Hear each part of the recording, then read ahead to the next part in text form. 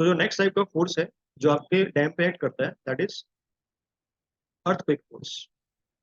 That is earthquake force.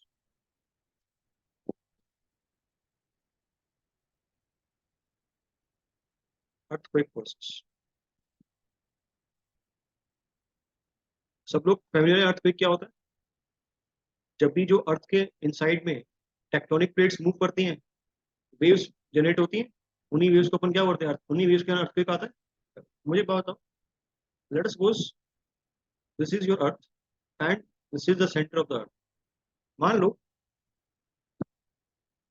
यहाँ पे कहीं पे टेक्टोनिक प्लेट्स की मूवमेंट के कारण वेव्स जनरेट हुई। तो अर्थ के अंदर जहाँ पे ओरिजिन होता है अर्थक्वेक का, क्या बोलते हैं सेंटर को? अर्थ के अंदर पूछ रहा हूँ मैं, जल्दी बोलो। एपिसेंटर। बेटा एपिसेंटर तब बोलते हैं जब ये वेव्स कहाँ पे आती हैं, जब ये वेव्स ट्रेवल करके आपकी अर्थ के सरफेस पे आती हैं, उस सेंटर को बोलते हैं एपिसेंटर। मैं पूछ रहा हूँ अर्थ के अंदर यहाँ पे क्या बोलते हैं? फोकस बोलते हैं। बहुत बढ़िया, फोकस बोलते हैं। और हाइपोसेंटर नाम सुना होगा आपने? हाइपोसेंटर नाम सुना है कि नहीं? हाइपोसेंटर। आप फोकस बोल लो या हाइपोसेंटर बोल लो, ठीक है। और यही वेव जब आपके फर्स्ट टाइम अर्थ के सरफेस पे आएंगी तो आप क्या बोलोगे यहाँ पे? Epicentre. Now this is known as क्या? क्लियर? मुझे इनसे काम नहीं है, बेसिकली मुझे किससे काम है, मैं आपको सिर्फ ये चीज बतानी है कि अर्थक्वेक कैसे आता है, वेव्स के कारण आता है। अब एक बात देखो, एक बात देखो, ये वेव्स का डायरेक्शन ऑफ ट्रेवल है। अगर मैं इस वेव के डायरेक्शन ऑफ ट्रेवल को 2D के अंदर दिखाऊं तो कितने कंपोनेंट्स में ब्रेक करूंगा? इसके डायरेक्शन ऑफ ट्रेवल को अगर मैं 2D के अंदर दिखाऊं तो कितने कंपोनेंट्स में? दो कंपोनेंट्स में कौन कौन से? एक तो हॉरिजॉन्टल और एक क्या आएगा? एक वर्टिकल आएगा। ये दो कंपोनेंट्स बनेंगे और तो कोई कंपोनेंट बनेगा नहीं मेरे पास। अब मुझे एक बात बताओ, लेट अस सपोज ये वेव ट्रेवल कर रही है हॉरिजॉन्टली, ठीक है। और हॉरिजॉन्टल डायरेक्शन में इसका जो एक्सेलरेशन है वो एच है। ये वेव हॉरिजॉन्टल डायरेक्शन में ट्रेवल कर रही है with an acceleration of H. तो ये बताओ फोर्स किस डायरेक्शन में लगाएगी? इस डायरेक्शन में फोर्स लगाएगी या इस डायरेक्शन में? वन या टू?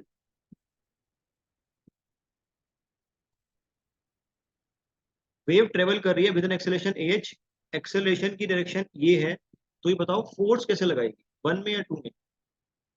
बेटा हमेशा ध्यान रखना, आपको मैंने हर बार शायद एग्जांपल बताया भी है। जब आप एक्टिवा चलाते हो, आप एक्सेलेरेट करते हो फ्रंट हैंड में, आपके ऊपर फोर्स किस में लगता है?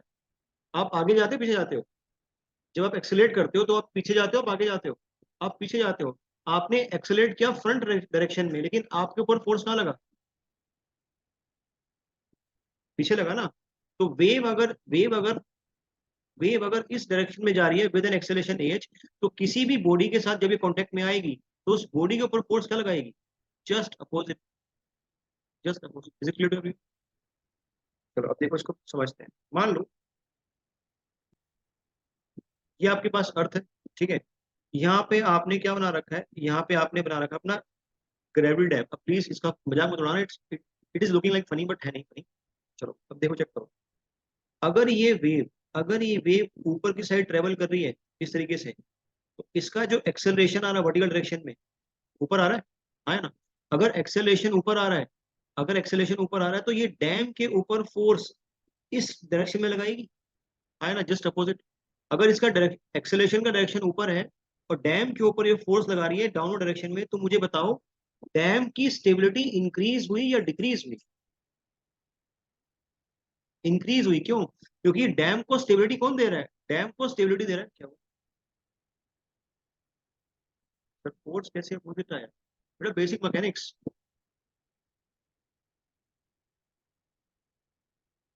ये समझ नहीं है? चेक करो। देखो मान लो तुम बाइक पे बैठे हो, तुम बाइक को एक्सलेट करो फ्रंट डायरेक्शन में, तो तुम्हारे ऊपर फोर्स कहाँ लगेगा? तुम्हें जो फोर्स ऑफ इनर्शिया महसूस होगा वो कहाँ महसूस होगा? जस्ट अपोजिट ना, है ना? तो अगर ये वेव ट्रेवल कर रही है इस डायरेक्शन में विद एन एक्सेलरेशन एच, तो किसी भी बॉडी पे अगर ये कांटेक्ट में आएगी, उस बॉडी पे फोर्स कहाँ लग रहा होगा? Just opposite in direction. या फिर ऐसा समझ सकते हो, इसको ऐसे समझ सकते हो, इस वेव को रोकने के लिए, इस वेव को रोकने के लिए क्या आपको जस्ट अपोजिट डायरेक्शन में फोर्स लगाना पड़ेगा? और क्या इसी को बोलते हैं इनर्शिया फोर्स, है ना? ऐसा समझ सकते हो सर। अगर बाइक से हिट करेंगे किसी को, उसको फॉरवर्ड ही लगेगा ना बेटा। बाइक से हिट नहीं करना है, वो बात नहीं चल रही यहाँ पे बाइक से। क्या किसी बातें कर रहे हो? अरे एक बात समझो, सुनो, ऐसे समझो, तुम्हारे पास कोई बंदूक है, बंदूक में से जब गोली आगे जाती है तो तुम पे फोर्स कहाँ लगता है? पीछे लगता है ना। तो जो गन है उसने तुम पे फोर्स कहाँ लगाया? जब उसने जब उसने गोली को निकाला अपने अंदर से विद सम एक्सेलरेशन, तो उस गन ने आपके ऊपर फोर्स कहाँ लगाया? पीछे लगाया ना बेटा। तो ये वही तो मैं कह रहा हूँ कि जब ये वेव ट्रेवल करेगी, ये वेव किसी बॉडी के कांटेक्ट में जब आएगी, इसका जो डायरेक्शन है वो तो बिल्कुल आगे है, मतलब इस तरीके से। इसका जो एक्सेलरेशन है उसका डायरेक्शन तो ये है। जब ये किसी बॉडी के कांटेक्ट में आएगी तो उस बॉडी के ऊपर फोर्स कहाँ लगाएगी? Just opposite in direction. आए ना बासित? अभी क्लियर हुआ? वेव भी हिट करती है ना सर डैम को। अरे नमूने, ये डैम है, ये वेव, ये वेव यहाँ पे आ रही है, ठीक है। अब आपने क्या बोला कि सर वेव के पास एक एक्सेलरेशन है। मैंने क्या बोला? क्या इतने वाले पार्ट में इसके साथ डैम कॉन्टेक्ट में था? क्या इसने डैम को हिट किया? वो अलग चीज है। मैं यहाँ पे फोर्स ऑफ इनर्शिया की बात कर रहा हूँ। पास ये दोनों अलग अलग चीजें हैं। जैसे मान लो, समझो ध्यान से बात, सामने से गाड़ी आ रही है, उस गाड़ी के अच्छी खासी स्पीड है, उसकी अच्छी खासी एक्सेलरेशन है। अगर मैं उसके सामने आ जाऊं तो मुझे उड़ा देगी वो गाड़ी। As simple as that. वो तो एक इम्पैक्ट फोर्स हो गया ना, मैं वो नहीं कह रहा। अगर मान लो, देखो देखो, ये एक बॉडी है, ठीक है। इस बॉडी के अंदर से अगर कोई वेव ट्रेवल करती है, उसको हिट नहीं कर रही है, वेव उसको हिट नहीं कर रही है।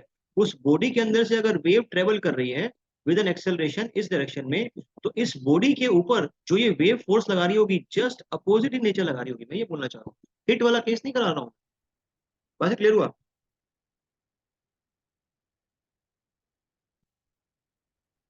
तो जब यहाँ पे जो वेव है ये ट्रेवल करेगी और आपके डैम के बॉडी में से पास करेगी with an acceleration in vertical direction इस तरीके से, तो डैम के ऊपर फोर्स लगाएगी जस्ट डाउनवर्ड डायरेक्शन। अब मुझे एक बात बताओ, अगर एक्सेलरेशन की डायरेक्शन अपवर्ड्स है, तो जो फोर्स आपकी बॉडी के ऊपर आएगा वो आएगा डाउनवर्ड डायरेक्शन में। अब एक बात बताओ, जो ग्रेविटी डैम होता है उसका जो स्टेबलाइजिंग कंपोनेंट है, जो उसका सेल्फ वेट है, वो भी कनेक्ट कर रहा है।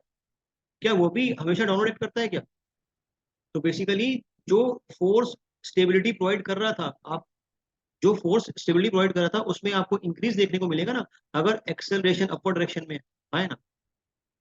अगर वही मैं उल्टा कर दूं, लेट अस सपोज जो वेव ट्रेवल कर रही है उसकी जो एक्सेलरेशन की डायरेक्शन है इस तरीके से है, अगर ये अपोजिट है, तो फोर्स कहाँ पे आएगा? जस्ट अपोजिट इन डायरेक्शन आएगा। अब ये बताओ, अगर ये फोर्स ऊपर लगाएगी तो नेट वेट जो डाउनवर्ड लग रहा होगा वो कम हो जाएगा, ज्यादा हो जाएगा? कम हो जाएगा, हो जाएगा। आई बात समझ में?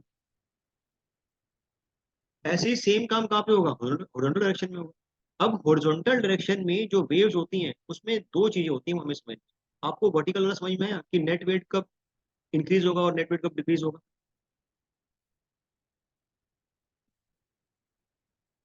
अरे नमूना समझ में आया कि नहीं आया?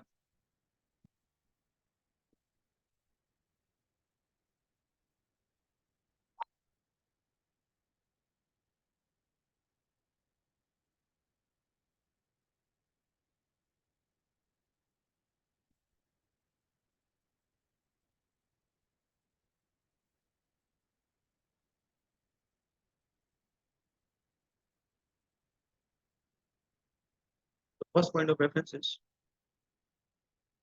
इसको ध्यान रखना जनरल साइंस के लिए इतना इम्पोर्टेंट नहीं है। An earthquake,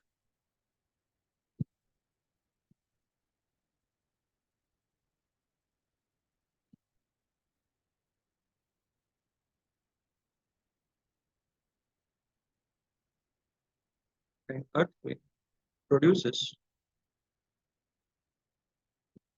waves which are capable of, which are capable of shaking, which are capable of shaking the earth upon which on which dam is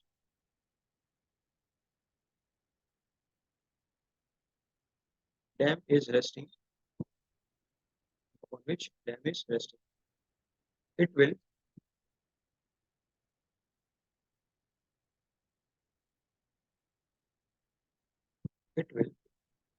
subjected to,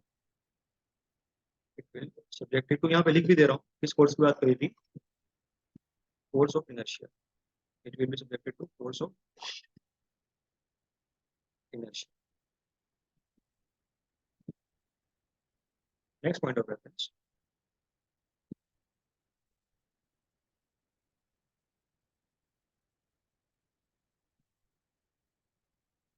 Earthquake.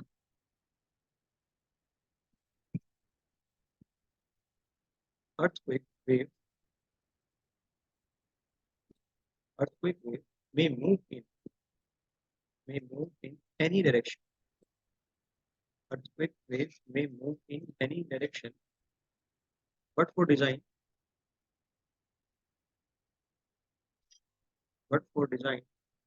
it is considered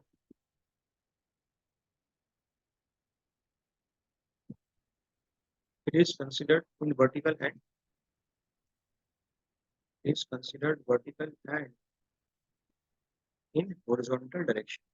ये बात आपको बताई थी, in horizontal direction.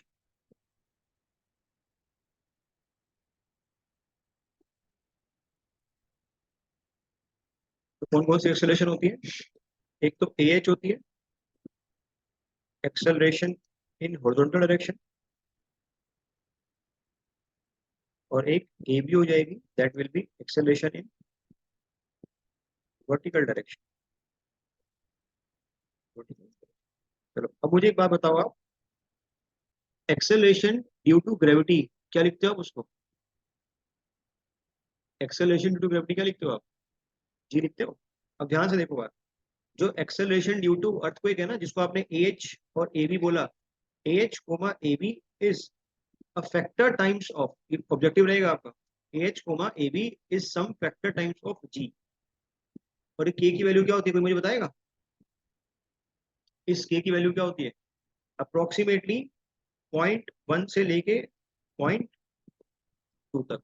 तो आपको सवाल पूछेगा कि जो AH कोमा AB है, इनकी वैल्यू अप्रोक्सीमेटली कितनी होती है? दैट 0.12 लेके 0.2 टाइम्स ऑफ क्या.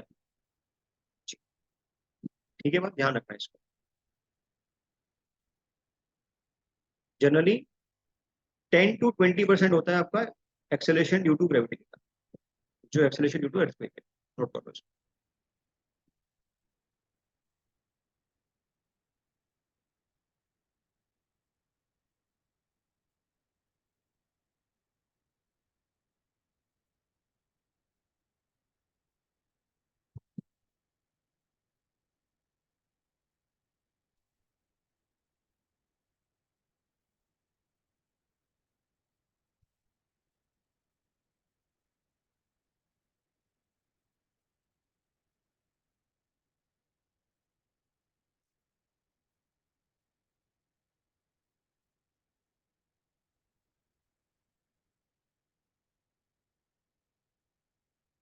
बोलिए नोट. Is it done? बोल दिया करो ना, डन लिख दिया. अगर आपने लिख दिया डन लिख लिया करो. नेक्स्ट पहले बात करते हैं effect of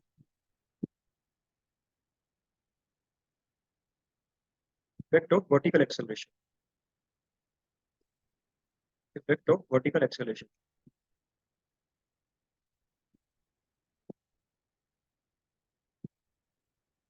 first point, vertical acceleration, जिसको आप ए भी लिख रहे हो, can can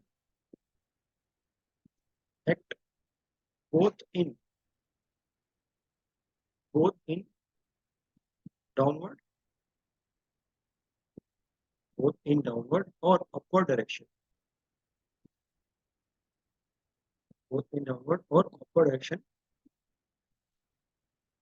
resulting in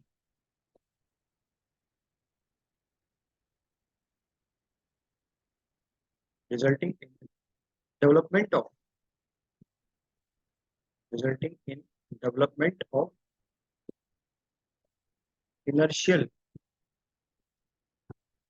force होता है, development of force of inertia, development of force of inertia.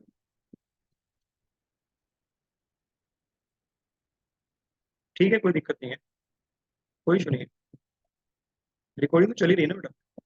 Force of inertia इन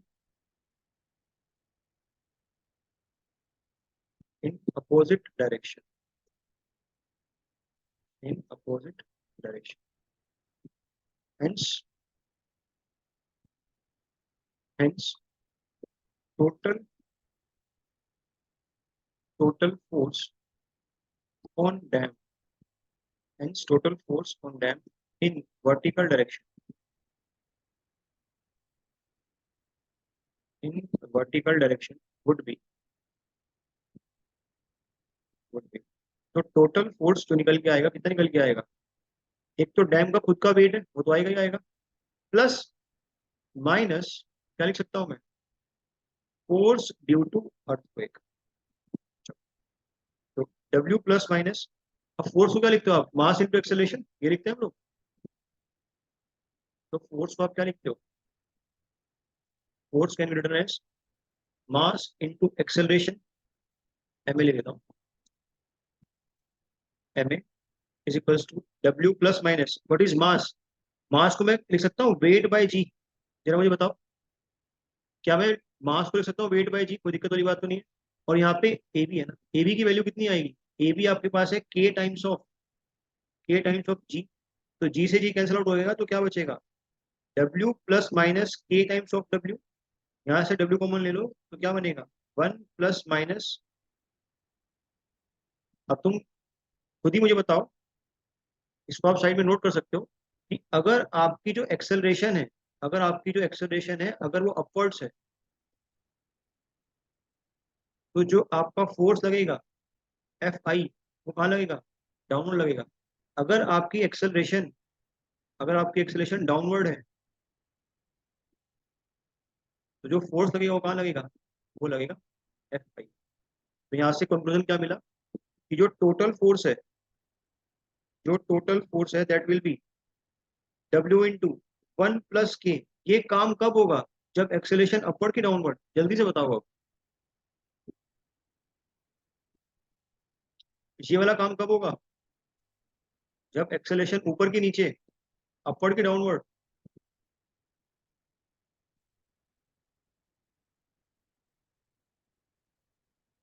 अरे बोलो नमूनो. और ये कब होगा? ये तब होगा जब आपकी एक्सेलरेशन ऊपर लग रही होगी, और ये काम तब होगा जब आपकी एक्सेलरेशन कहाँ लग रही होगी? नीचे लग रही होगी. तो इन दोनों में से क्रिटिकल कंडीशन कौन सी होगी? फर्स्ट वाली, सेकंड वाली? सेकंड वाली क्रिटिकल कंडीशन. ध्यान रखना बात, क्रिटिकल कंडीशन. तो आपसे डायरेक्टली ऑब्जेक्टिव पूछ लेगा क्रिटिकल कंडीशन बताओ, तो आप क्या बोलोगे? जब एक्सेलरेशन कहाँ लग रही है? अर्थक्वेक की डाउनवर्ड लग रही है. ध्यान रखना बात. आप लोगों को बात समझ में आई? कुछ है इसमें? बताओ मेरे को, कोई दिक्कत है? आसान है.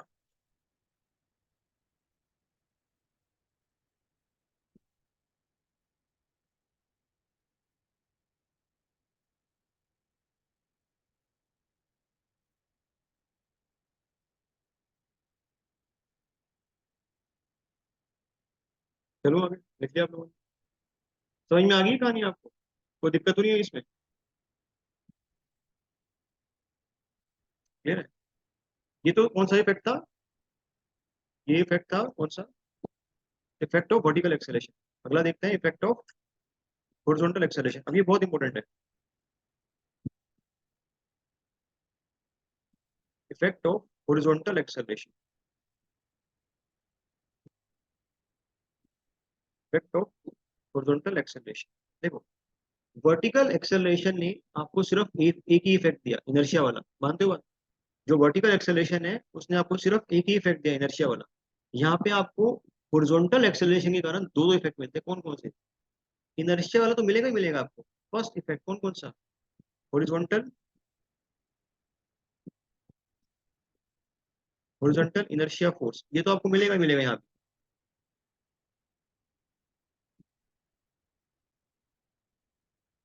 साथ में आपको एक एडिशनल फोर्स मिलता है, that is hydrodynamic force. Hydrodynamic force. अब ये क्या होता है, ध्यान से समझो, पहले आपको ये समझा रहा हूँ हाइड्रोडायनामिक फोर्स क्या होता है। जरा चेक करो बेटा, देखो ध्यान से। मान लो ये आपके पास डैम है, ठीक है, और ये आपने इसके अपस्ट्रीम में पानी क्या कर रखा है, स्टोर कर रखा है। जो आपका अर्थक्वेक है, लेट अस सपोज उसकी जो वेव है इस तरीके से ट्रेवल कर रही है, कहने का मतलब है जो हॉरिजॉन्टल डायरेक्शन है, जो हॉरिजॉन्टल डायरेक्शन है एच, वो इस तरीके से, मानते हो बात, आया ना? अगर ये अर्थक्वेक वाली वेव आपके डैम में से पास करेगी तो ये डैम को एक्सेलरेट किस डायरेक्शन में करेगी?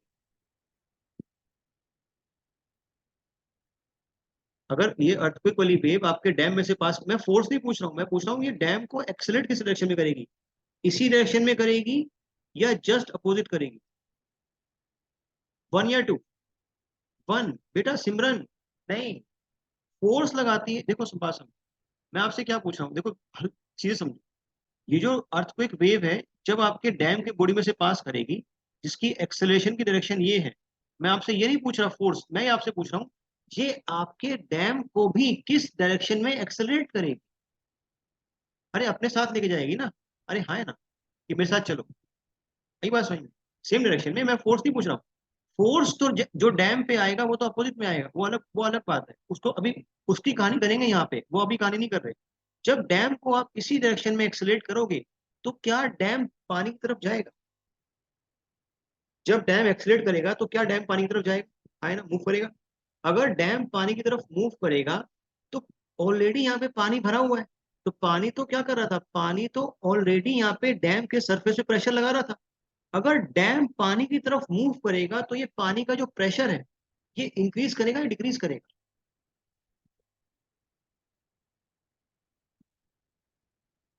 थोड़ा दिमाग लगाओ बेटा, सोचो जरा। जैसे मान लो यहाँ पे पानी रुका हुआ है, ठीक है, यहाँ पे पानी रुका हुआ है, ये देखो, एक एक हाथ से समझो पानी है, दूसरा हाथ मेरा ही है। अगर मैं इसको पुश करूंगा, देखो ये डैम है, ये एक्सलेट कर रहा है, क्योंकि वेव आ रखी है तो अंदर इस तरीके से जा रहा है। तो जब इस तरीके से जा रहा है ये पानी को धक्का मार रहा है इस साइड में, तो पानी इसको वापस धक्का नहीं मारेगा? बताना जरा। अभी तो ऐसा डैम है, देखो समझो बाजा, ऐसा ये पानी है आपके पास में और ये डैम है, ये पानी डैम पे फोर्स लगा रहा है इस तरीके से, कोई दिक्कत वाली बात नहीं है।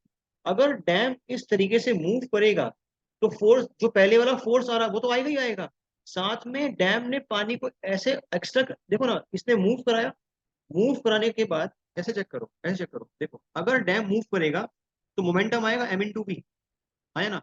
अगर डैम मूव करेगा तो वेलोसिटी आएगी, वेलोसिटी आएगी तो मोमेंटम आएगा, सीधी सी बात है। अगर मोमेंटम आएगा तो फोर्स आएगा, क्यों? Rate of change of momentum क्या होता है, फोर्स होता है। तो डैम इस डायरेक्शन में मूव करते हुए पानी पे एक एक्स्ट्रा फोर्स लगा रहा है, उतने ही अमाउंट का फोर्स क्या पानी भी लगाएगा डैम के ऊपर? जो इसका हाइड्रोस्टैटिक फोर्स है वो तो रहेगा ही रहेगा, साथ में मोमेंटम के आने के कारण, डैम की मूवमेंट होने के कारण एक एडिशनल फोर्स आया कि नहीं आया? अरे हाँ है ना। आप लोग बात नहीं समझ रहे, देखो मैं वापस समझाता हूँ, ये बहुत इंपॉर्टेंट चीज है बेटा, सुनो, देखो ध्यान से। ये मान लो आपके पास डैम है, सुनो ध्यान से, यहाँ पे पानी भरा हुआ है, ये पानी अभी स्टेशनरी कंडीशन में है। स्टेशनरी कंडीशन में क्या ये पानी अभी भी डैम के ऊपर एक हाइड्रोस्टेटिक फोर्स निकाला है, जो कल निकलवाया था मैंने आपको एफएम का यूज करके, है ना? अगर मान लो ये पानी की हाइट, आप लोग को पूरा समझाना पड़ता है, कोई बात नहीं, सीख मेरा, फिर नहीं बोलोगे। लेट अस सपोज ये पानी की हाइट एच डब्ल्यू है, तो कितना फोर्स आएगा, अगर हमने निकाला था हाफ इंटू एच डब्ल्यू का स्क्वायर इंटू गामा डब्ल्यू, निकलाया था कल आपको मैंने पानी का फोर्स। ये तो अभी भी रहेगा, इसमें कोई दिक्कत नहीं है। मैं आपसे क्या कह रहा हूँ, जब ये अर्थक्वेक वाली वेव आई जिसके पास एक्सेलरेशन था एच इसी डायरेक्शन में, इसने क्या किया, इसने ये एक्सेलरेशन डैम को भी ट्रांसफर किया। अगर डैम के पास एक्सेलरेशन आएगा तो डैम के पास एक अपना वेट है खुद का, है ना?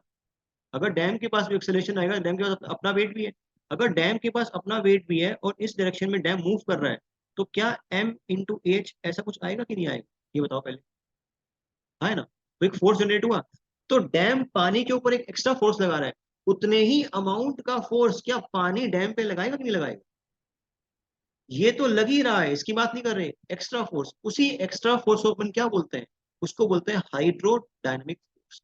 अब इसकी स्टडी किसने करी थी, इसकी स्टडी करी थी वॉन कारमान ने, नाम सुना आपने कभी वॉन कारमान इक्वेशन? उसने करी थी किसकी, सही बात समझा। अभी तक हम हॉरिजॉन्टल इनर्शिया फोर्स पे नहीं आए हैं, अभी सिर्फ इसी एक्स्ट्रा प्रेशर की बात कर रहे हैं। सही बात समझो बेटा आपको। क्या वर्टिकल में ऐसा कुछ केस पढ़ा हम लोगों ने, क्यों पानी था ही नहीं कुछ, वर्टिकल में क्या पानी था, ऊपर हवा है, हवा का कुछ फोर्स होता है क्या अगर डैम ऊपर चला भी गया तो, पता ना चला मुझे। इसलिए वहां पढ़ा नहीं इसको हमने। क्लियर हुआ अभी आपको?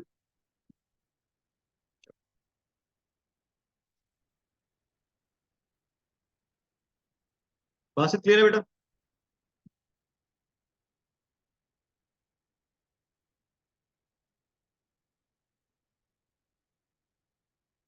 First point of reference is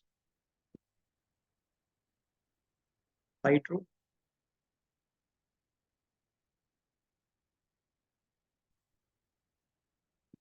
force. मैं बार बार बोल रहा हूँ, अभी तक हमने इनर्शिया वाला तो डिस्कस किया ही नहीं है। डिस्कस कर लिया क्या इनर्शिया वाला, बताना जरा मेरे को। अभी तो एक्स्ट्रा प्रेशर की बात करी ना, एक्सेलेरेशन के कारण जो आया। First point of reference is horizontal acceleration horizontal acceleration acting acting towards towards reservoir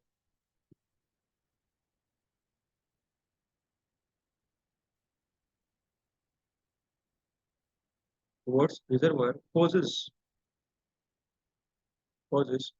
a momentary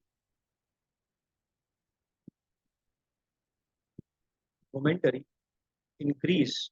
वही जो मोमेंटम के कारण आया उसी को बोल रहा है momentary increase in water pressure momentary increase in water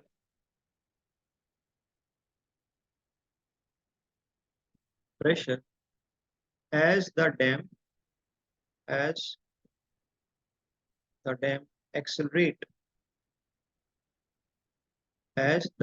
accelerate towards the reservoir towards the reservoir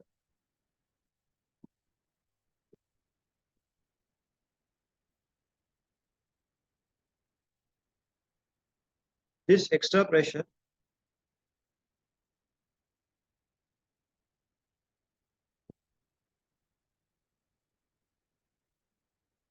this extra pressure exerted by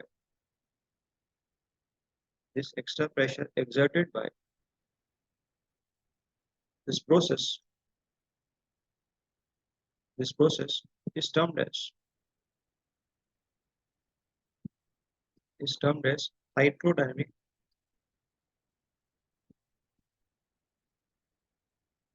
hydrodynamic force is termed as hydrodynamic force। Magnitude of this force is given by magnitude of this force is given by von Karman equation von Karman equation। तो क्या होता है,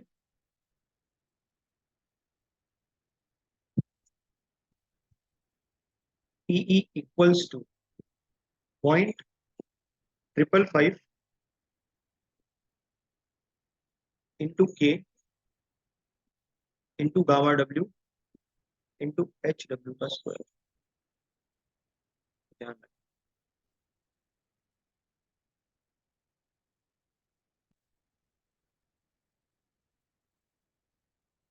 इसको मैं बना के दिखाता हूँ। अगर ये आपका डैम है इस तरीके से,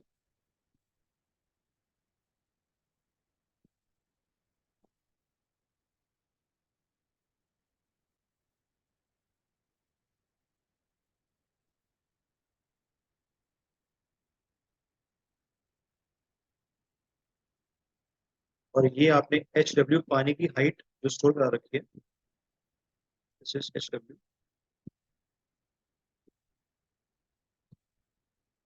कल आप लोगों ने हाइड्रोस्टैटिक वेरिएशन कैसा देखा था? कल हम लोगों ने हाइड्रोस्टैटिक वेरिएशन कैसा देखा था बेटा? लीनियर ट्रायंगल बना था आपके सामने, वेरिएशन लीनियर था और जो उसका एरिया था ट्रायंगल था। क्या ये वेरिएशन आपको ट्रायंगल दिखाई दे रहा है क्या?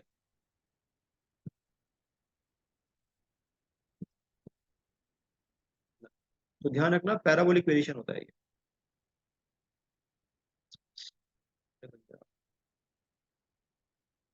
तो ये पैराबोलिक वेरिएशन, यही है वो हाइड्रोडायनेमिक प्रेशर जो डैम के एक्सेलरेट करने से आया है रिजर्वोयर की तरफ।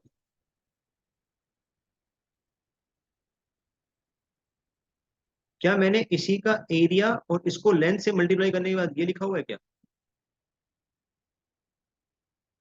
इस डायग्राम का एरिया, अरे नमूनो, क्या लिखा हुआ है ये क्या लिखा हुआ है? फोर्स लिखा हुआ है। फोर्स क्या होता है? प्रेशर डायग्राम का एरिया इंटू लेंथ। तो अगर मैं इस कंप्लीट का एरिया ले लूंगा, क्या मुझे प्रेशर डायग्राम एरिया मिल जाएगा? अगर मैं इसका पूरे का एरिया ले लूंगा तो क्या मुझे प्रेशर डायग्राम का एरिया मिल जाएगा? और अगर इसी प्रेशर डायग्राम के एरिया को अंदर लेंथ मल्टीप्लाई कर दूं डैम से, तो क्या यही क्वांटिटी मिल जाएगी? वो अलग बात है। हमने हमेशा क्या अज्यूम किया, कितना लेंथ लोगे आप डैम का करने के लिए एनालिसिस? 1 मीटर। वो अलग बात है, यहाँ पे 1 नहीं है, साइलेंट है यहाँ पे। तो आपने जो एक क्वांटिटी लिखी हुई है ना पी, ये इस कंप्लीट का एरिया है बेटा, ध्यान रखना बात। एक बात समझ में? उसके बाद हम क्या देखते हैं?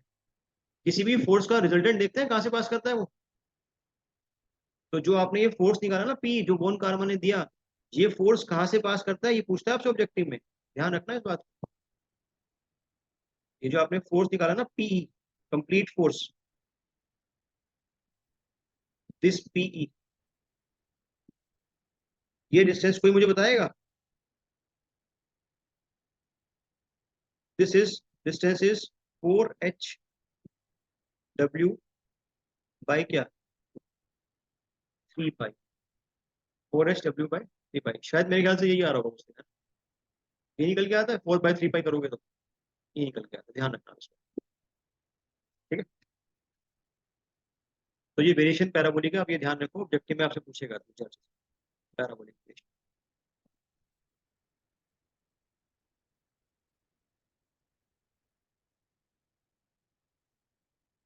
बाय वॉन कार्बन, किसने दिया था? वॉन कार्बन ने दिया। नोट करो आप इसको, जब नोट करो डन लिखना फिर आप।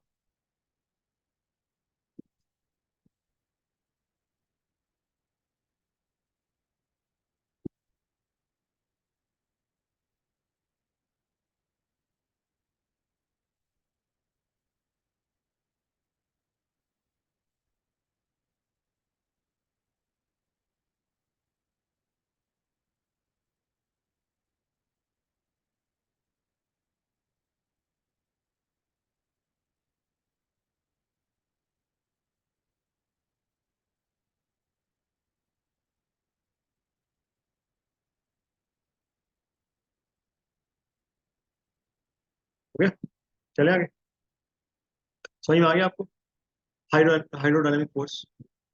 नेक्स्ट इज, इसी के अंदर दूसरा पार्ट, हॉरिजॉन्टल इनर्शिया फोर्स। ये तो आसान है, तो आप बता दोगे। हॉरिजॉन्टल इनर्शिया फोर्स,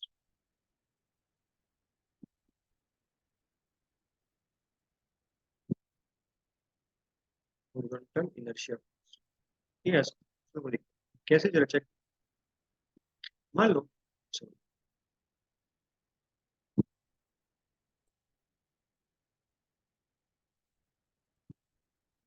ये तो पानी है, इसमें कोई दिक्कत नहीं है।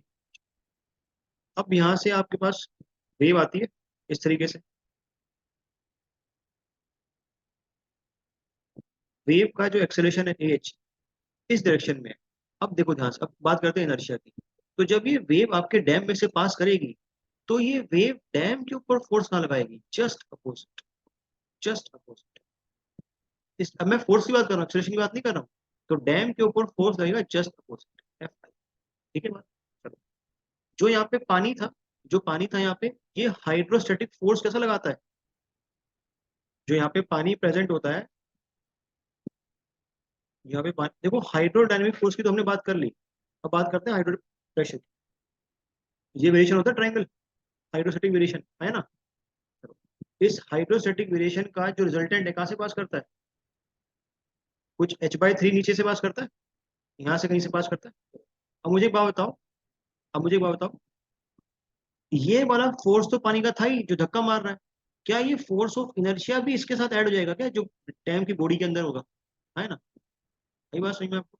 बट इसी कंडीशन में अगर, चेक करना जरा, इसी कंडीशन में अगर जो एक्सेलरेशन है इसकी डायरेक्शन जस्ट अपोजिट हो जाए, इसी कंडीशन में अगर एक्सेलरेशन की, मान लो जो वेव ट्रेवल कर रही है, अर्थक्वेक वेव, इस तरीके से जो एक्सेलरेशन है उसका डायरेक्शन ये हो जाए, तो जरा बताना, अगर एक्सेलरेशन का डायरेक्शन ये है तो डैम के ऊपर जो फोर्स ये एक्सर्ट करेगी, क्या उसका डायरेक्शन ये हो जाएगा क्या, Fi? है ना, ठीक है बात।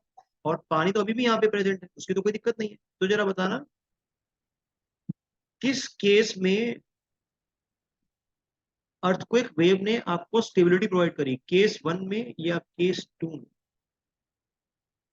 अर्थक्वेक वेव ने आपके डैम को स्टेबिलिटी किस केस में प्रोवाइड करी, केस 1 में या केस 2 में? केस 2 में क्यों? क्या केस 2 में इसने जो डैम के ऊपर फोर्स लग रहा था उसको कम कर दिया क्या Fi से, और यहाँ पे Fi से क्या कर दिया, इंक्रीज कर दिया, है ना बेटा? ले लो बात, तो पूछेगा आपसे ये सारी चीज। ये कौन सा केस था?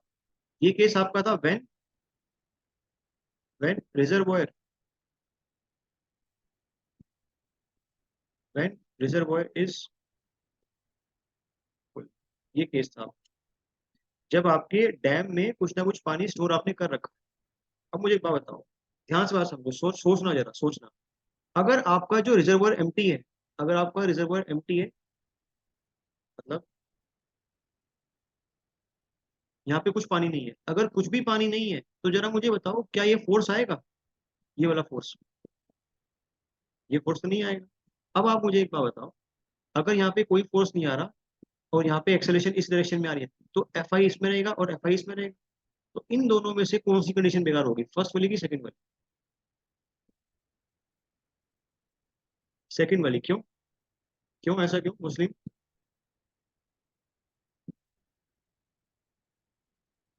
अभी दूसरे केस करा रहा हूँ मैं आपको, ये तो हमने केस कर लिया कि अभी रिजर्वर के अंदर पानी है।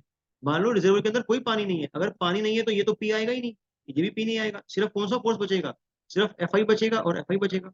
तो मैं आपसे ये पूछना चाह रहा हूँ किस डायरेक्शन की एक्सेलरेशन खतरनाक है, फर्स्ट वाली या सेकंड वाली, डैम के लिए?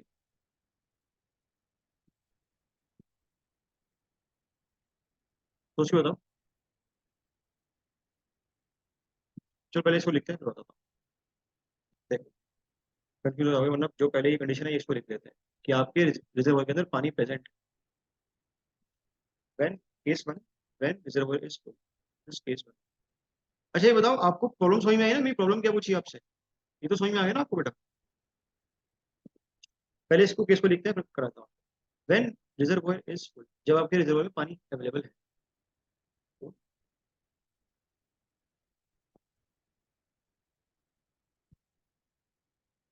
The worst result, the worst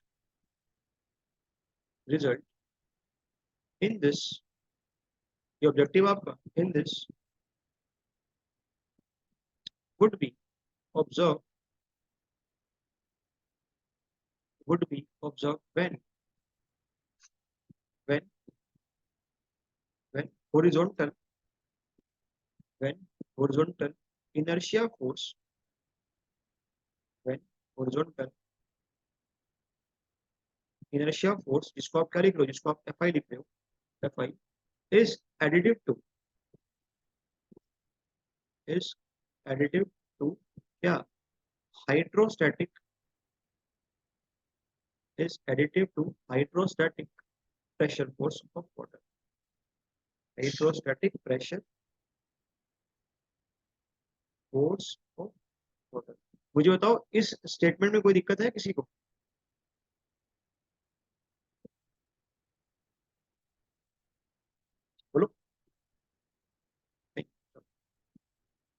case number two आप इसलिए नहीं बता पा रहे क्योंकि हमें एक चीज डिस्कस करनी है, कोई बात नहीं। केस नंबर टू देखो, when reservoir is reservoir is empty, when reservoir is empty।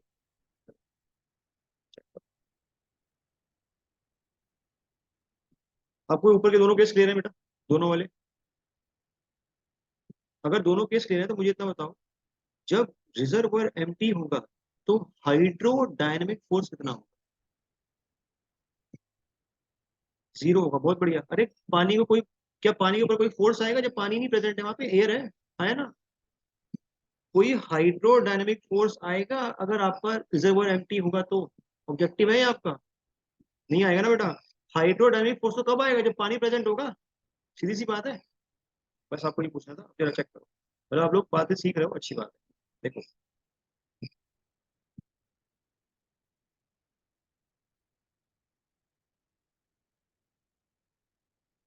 सुनना ये बहुत इंपॉर्टेंट चीज है। देखो, मुझे इतना बताओ, इस डिस्टेंस को क्या बोलते हैं? Width of the dam. ये बात मानते हो आप लोग? अगर मैं आपके सामने, देखो डैम ऐसा कुछ होता है, अंदर अंदर लेंथ होती है। बात मानते हो? अगर मैं नीचे का आपको वो दिखाऊं, उसका बेस दिखाऊं, तो क्या बेस ऐसा कुछ बनेगा? चेक करना जरा।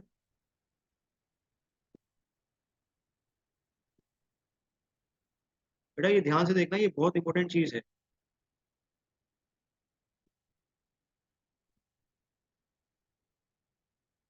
क्या आपको ये बेस दिखाई देगा स्क्वायर? ये डायमेंशन आपके पास बी आ जाएगी। This will be B, is it so? And this will be L. इसमें कोई दिक्कत किसी को? This will be L. और मेरे पास यहाँ पे दो एक्सिस होंगी। एक एक्सिस एल को कट कर रही होगी, एल बाई टू पे, और एक एक्सिस बी को कट कर रही होगी। कोई दिक्कत वाली बात तो होनी नहीं चाहिए मेरे ख्याल से। चलो, अब जरा बताओ, यहाँ पे आपको जो डैम का क्रॉस सेक्शन है ये कैसा दिखाई दे रहा है? ट्रायंगल दिखाई दे रहा है? ट्रायंगल। अब डैम के पास क्या होता है? डैम के पास एक सेल्फ वेट होता है, जिसके कारण उसके पास स्टेबिलिटी होती है। जो भी सेल्फ वेट है, क्या ये ट्रायंगल के सीजी से पास करता है? जो भी सेल्फ वेट है वो कहाँ से पास करता है? सीजी से पास करता है। तो सीजी क्या ट्रायंगल की बी बाई टू पे आती है क्या? क्या सीजी ट्रायंगल की यहाँ से बी बाई टू पे आएगी? ना, कहाँ से आएगी? कहाँ से आएगी सीजी? सीजी आएगी आपके बेस से कहाँ तक? B by three. B by three. तो क्या आपका जो वर्टिकल वेट है डैम का, वो यहाँ से पास करेगा, इधर साइड से कहीं से?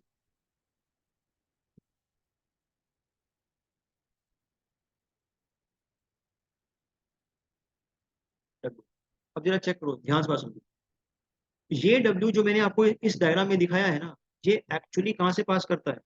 ये एक्चुअली इस एक्सिस से पास करता है। किस एक्सिस से? जो एल वाली एक्सिस है, ये आपकी एक्स एक्स बोल, ठीक है। बट क्या ये वाई एक्सिस से पास कर रहा है क्या? क्या ये वाई एक्सिस से पास कर रहा है? नहीं पास कर रहा। अगर आप में अंदर कॉमन सेंस है तो मुझे ये डिस्टेंस बताओ कितना होगा? ये distance, what will be the value of this distance? B by three. बहुत बढ़िया बस। This will be B by three, and this complete क्या हो जाएगा? This will be B by two. इतनी बात समझ में आती है? चलो, अब हमने पढ़ रखा है आरसीसी के अंदर, ये आपका सेल्फ वेट है। क्या ये सेल्फ वेट एक प्योरली एक्सियल लोड है क्या? क्या ये सेल्फ वेट एक प्योरली एक्सियल लोड है? नहीं। जब भी प्योरली एक्सियल लोड नहीं आता तो एडिशनल में क्या जनरेट करता है? इसेंट्रिसिटी। और जब भी इसेंट्रिसिटी आती है तो क्या निकल के आती है एडिशनल? जब भी इस मोमेंट निकल के आती है, बहुत बढ़िया बात, बहुत बढ़िया, बेंडिंग निकल के आती है। चलो, अब मुझे इतना बताओ, जो मैं पोर्शन शेड कर रहा हूँ, जो मैं पोर्शन शेड कर रहा हूँ, ये वाला पार्ट, इस पार्ट पे टेंशन आएगा या कंप्रेशन आएगा? बेंडिंग के कारण कंप्रेशन आएगा। और पॉइंट लोड के कारण क्या आएगा? कंप्रेशन आएगा। सीधी सी बात है, मतलब सेल्फ लोड के कारण। इस वाले पार्ट पे जो सेल्फ वेट है, इसके कारण क्या आएगा? पॉइंट लोड के कारण कंप्रेशन आएगा। बट इसके कारण जो मोमेंट डेवलप हुआ W × E का, उसके कारण क्या आएगा? इस वाले पार्ट पे टेंशन आएगा। इतनी बात समझते हो आप लोग? टेंशन आएगा। जरा मुझे ये बताना, इस वाले पॉइंट का नाम क्या होता है? और इस वाले पॉइंट का नाम क्या होता है? इसको बोलते हैं हील, और इसको क्या बोलते हैं, इसको बोलते हैं टो। इतनी कहानी क्लियर है आपको, कोई दिक्कत इस कहानी में? अब बात कर लेते हैं, अब बात कर लेते हैं क्या, अगर आपका रिजर्वोयर एम्प्टी है, अगर आपका रिजर्वोयर एम्प्टी है और एक्सेलरेशन, अगर आपका रिजर्वोयर, सॉरी हाँ, रिजर्वोयर एम्प्टी है और अर्थक्वेक का जो एक्सेलरेशन है इस तरीके से है एच, तो फोर्स ऐसा आएगा, बात मानते हो? एफ आई फोर्स ऐसा आएगा। अगर एफ आई फोर्स ऐसा आएगा और आपका जो वेट है वो इस तरीके से आ रहा है, ये आपका एफ आई जा रहा है और ये आपका वेट है, तो आपका जो रिजल्टेंट है वो इधर शिफ्ट होगा या इधर शिफ्ट होगा, फर्स्ट या सेकंड?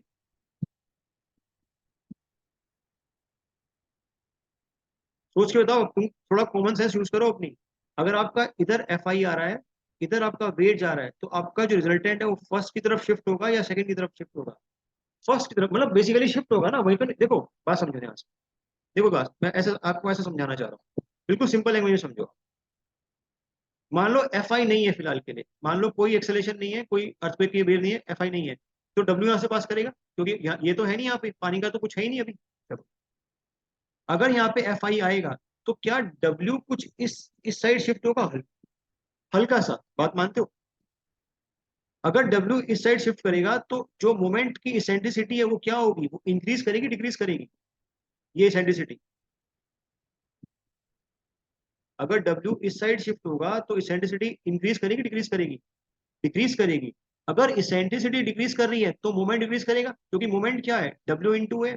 अगर मोमेंट डिक्रीज कर रहा है तो टो के ऊपर जो टेंशन आएगी वो भी क्या करेगी, टो के ऊपर जो टेंसाइल स्ट्रेस आएंगे, निकाल सकते हो ना tensile stress, sigma equal to क्या होता है, M into I by Y, पढ़ रखा आप लोगों ने?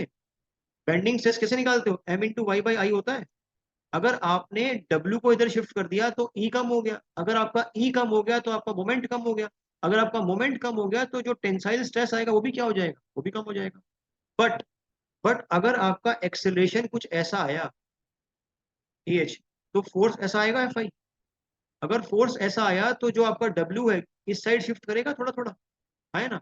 अगर डब्ल्यू इस साइड शिफ्ट करेगा तो इसेंट्रिसिटी की वैल्यू क्या करेगी, इंक्रीज करेगी। अगर इसेंट्रिसिटी की वैल्यू इंक्रीज करेगी तो मोमेंट की वैल्यू क्या करेगी, वो भी इंक्रीज करेगी। अगर मोमेंट की वैल्यू इंक्रीज करेगी तो टो के ऊपर जो टेंसाइल स्ट्रेस आएगा वो इंक्रीज करेगा या डिक्रीज करेगा, इंक्रीज करेगा। तुम्हारा डैम कैसा है, तुम्हारा डैम कैसा है, ग्रेविटी डैम किसका बना हुआ है, कंक्रीट का। क्या कभी सुना है कि डैम के अंदर स्टील डालते हैं?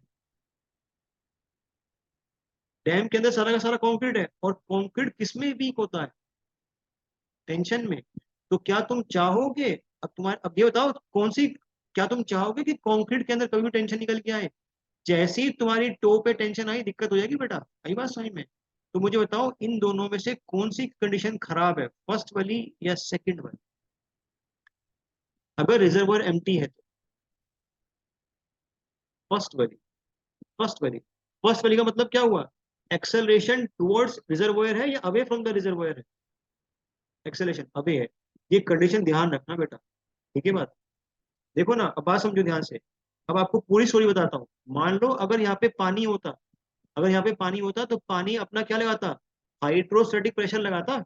यहाँ पे पानी का जब हाइड्रोस्टैटिक प्रेशर आता और यहाँ पे सेल्फ वेट आता, तो क्या ये सेल्फ वेट को अच्छा खासा इधर शिफ्ट कर देता, आया ना? बोलो, करेंगे केस पे आगे?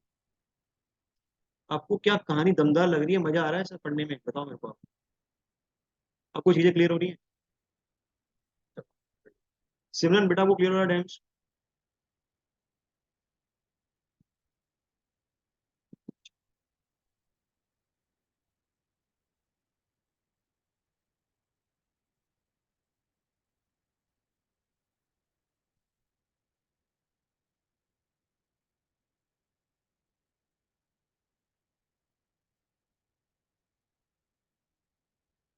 आप लोग डायग्राम बना लो, मैं इसमें लिखवा देता हूँ।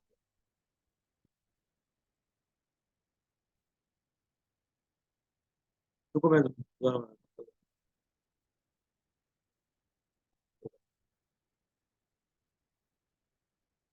किसने दोबारा इसको अंडू करना है, किसने बनाया तो नहीं था? मैं लिख तो नहीं रहा था मेरे साथ? बोलो।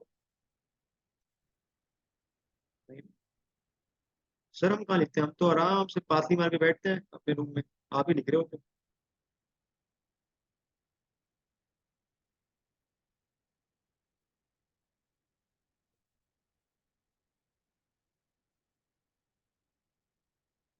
तभी पूछा मैंने। दिस इज एच, ये एच रहेगा तो आपका एफ आई रहेगा इस side.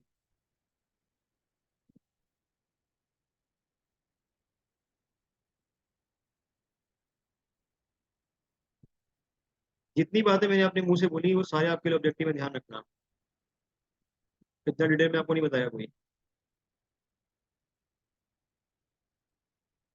This H, this is F I, this is F I, ठीक है। ये जो डायमेंशन थी आपके पास that was,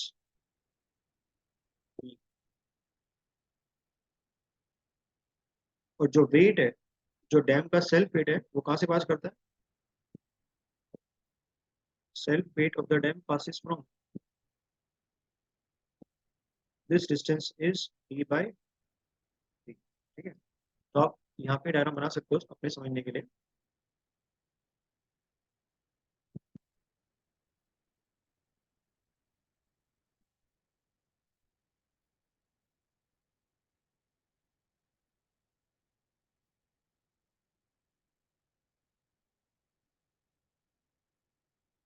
this is b,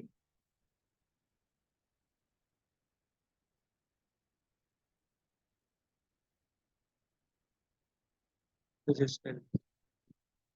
यहाँ पे दो एक्सिस होंगी हमारे पास, जो l को कट कर रही होगी और जो b को कट कर रही होगी, ठीक है। उसके बाद आप क्या दिखाओगे, जो सेल्फ वेट था डैम का वो यहाँ से पास करेगा। याद रहे वो एक एक्सिस से पास करता है, इसको चाहे एक्स एक्स ले लो चाहे वाई वाई ले लो, से फर्क नहीं पड़ता, बट एक एक्सिस से वो इसेंट्रिसिटी पे होता है। जरा बता ना, अगर क्रॉस सेक्शन ट्रायंगल ना होके रेक्टेंगल होता तो ये वेट कहाँ से पास कर जाता? सेल्फ वेट क्या ये ओरिजिन से पास कर जाता दोनों एक्सिस से सेंट्रिसिटी पे, सॉरी जीरो सेंट्रिसिटी पे, आया ना। अगर ये रेक्टेंगल होता क्रॉस सेक्शन तो क्या बिल्कुल सेंटर से पास कर जाता आपका वेट? ध्यान रखना बात इस पर। This is W, this distance is B by D. तो ये आपकी क्या हो जाएगी, ये हो जाएगी आपकी सेंट्रिसिटी।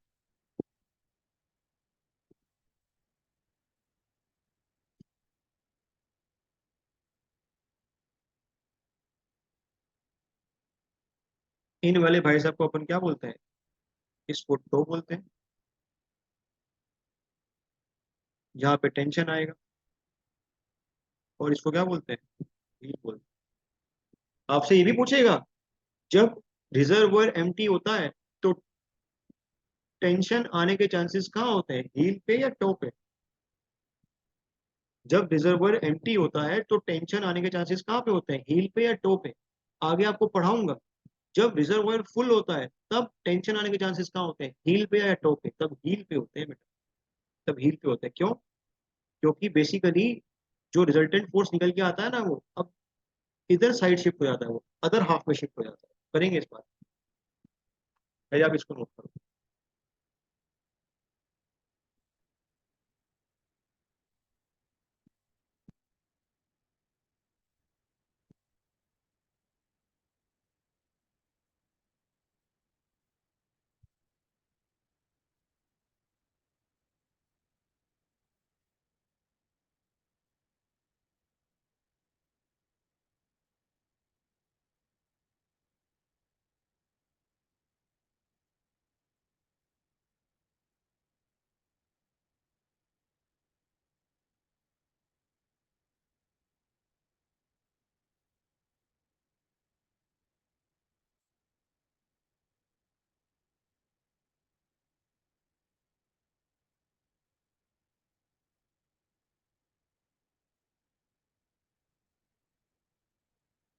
ठीक है, लिख दूं? ऑब्जेक्टिव में ध्यान रखना बेटा। In this case,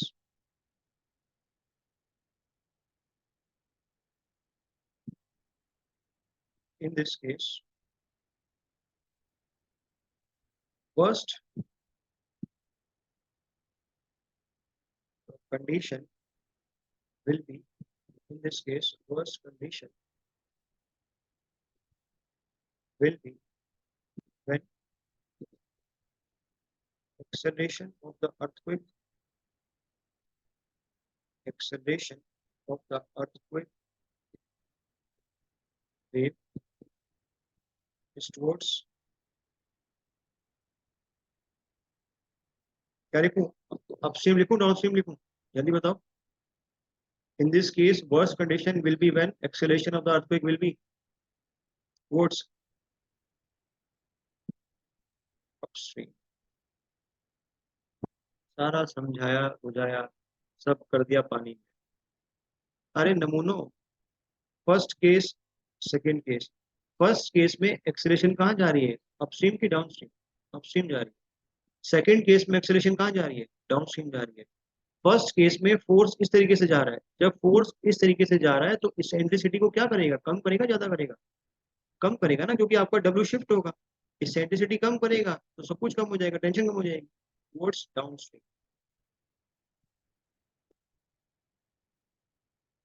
towards down. ये ध्यान रखना ऑब्जेक्टिव है. कहानी आपके दिमाग में फिट होगी कि नहीं होगी, बताओ पहले.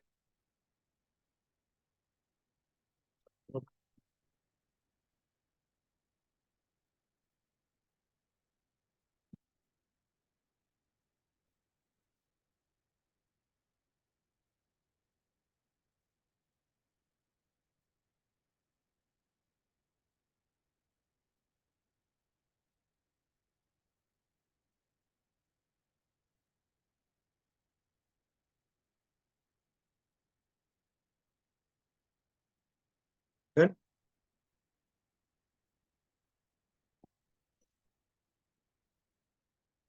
डन हो गया. तो ये था आपका कंप्लीट अर्थक्वेक फोर्स. क्या आपको समझ में आया अर्थक्वेक फोर्स? नेक्स्ट है आपके पास, that is silt pressure force. Silt pressure. अच्छा एक बात बताओ, जो भी आपने डैम के अंदर, रिजर्वर के अंदर पानी स्टोर किया है, कुछ ना कुछ सिल्ट होगा उसके अंदर. जो भी आपने पानी स्टोर करा है कुछ ना कुछ सिल्ट होगा. जब भी सिल्ट, जैसे जैसे पानी आता जाएगा सिल्ट भी आता जाएगा. सिल्ट आता जाएगा तो वो डैम की जो दीवार है उसके सहारे रहेगा, उस पर फोर्स लगाएगा वो. आपने पढ़ रखा होगा active earth pressure, passive earth pressure, पढ़ रखा है ऐसा कुछ. जैसे फॉर एग्जाम्पल, ये आपके पास डैम है,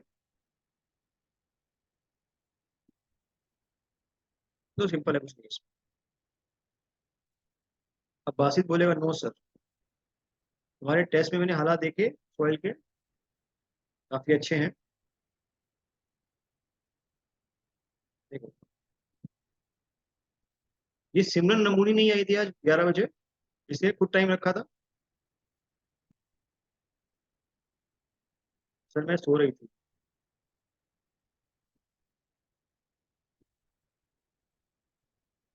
देखो, मान लो लेट सपोज, इतने वाले पार्ट में, इतने वाले पार्ट में जो आपका सिल्ट है वो जमा हो गया.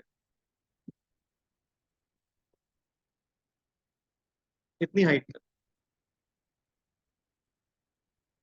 पूरी हाइट तक नहीं, इतनी हाइट तक.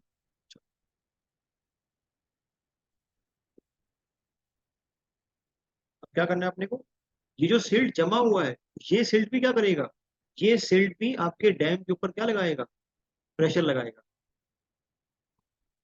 इसका जो वेरिएशन आता है, जरा मुझे बताओ, आप लोगों ने एक्टिव अर्थ प्रेशर या अर्थ प्रेशर पढ़ रखा आप लोगों ने. अर्थ प्रेशर का जो वेरिएशन है वो कैसा निकल के आता है,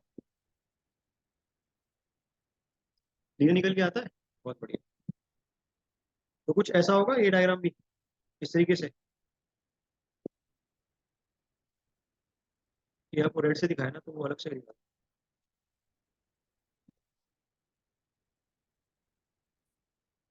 ग्रीन से दिखा, अलग कलर मिक्स हो जाएगा.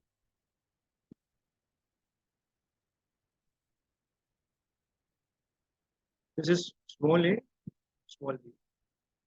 अब जरा मुझे इतना दिमाग लगा के बताओ, जो यहाँ पे लास्ट वाला है, लेट अस सपोज, जो टोटल हाइट आपके सिल्ट की जमा हुई, जो टोटल हाइट आपके सिल्ट की जमा हुई वो एच जमा हुई. तो जरा बताना ये कितना होता है ऑर्डिनेट. आपने सुना है एक्टिव अर्थ प्रेशर के into H into gamma W, ऐसा कुछ सुना हो?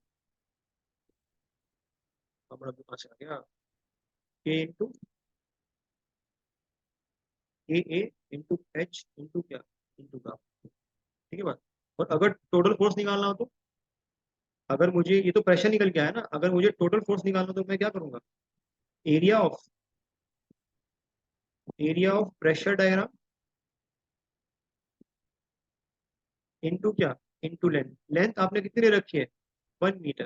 कितना एरिया आएगा, हाफ इंटू बेस कितना आएगा, K A into H into gamma into height कितनी है इसकी, इंटू एच इंटू, ये डायमीटर नहीं है डायग्राम है, ध्यान रखना, इंटू लेंथ जो आपने 1 ले रखा है, तो कितना आ जाएगा ये, हाफ इंटू के A into H square into क्या, गामा। यहाँ पे के क्या होता है, coefficient of active earth pressure, ध्यान रखना पैसिव नहीं होता, coefficient of active earth pressure, coefficient of active earth pressure.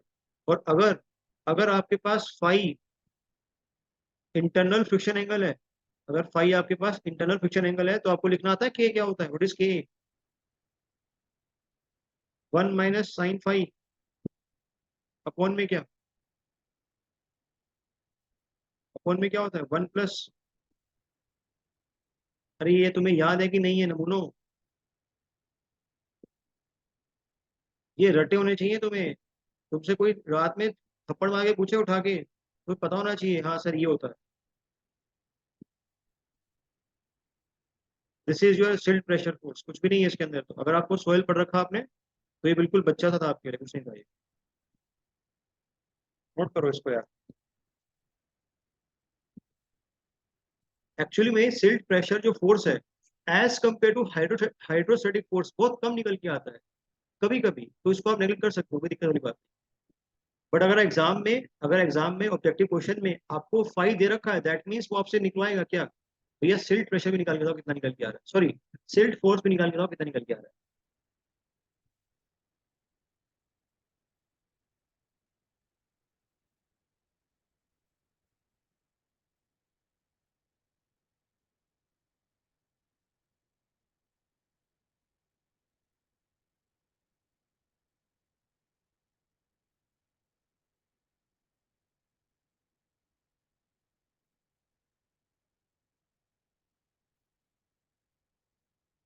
अब कोई मुझे ये बता सकता है यहाँ पे एक्टिव क्यों लिया, पैसिव क्यों नहीं लिया,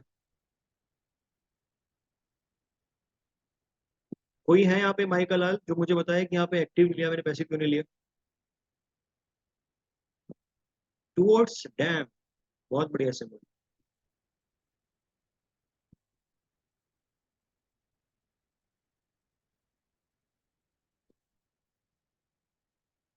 चलो आगे लिख लिया आप लोगों ने इसको। नेक्स्ट फोर्स, ये तो अभी आपको मैंने बताया क्या, वेट ऑफ द डैम, तो जस्ट हमने डिस्कस किया वेट ऑफ द डैम। क्या इसमें डिस्कशन करने का कुछ है, इसमें बताया जरा मेरे को, सेल्फ वेट निकाल सकते हैं क्या, ग्रेविटी डैम के अंदर जो सेल्फ वेट है, यही एक ऐसा वेट है, ऐसा फोर्स है जो डैम को क्या दे रहा है, स्टेबिलिटी दे रहा है, आया ना।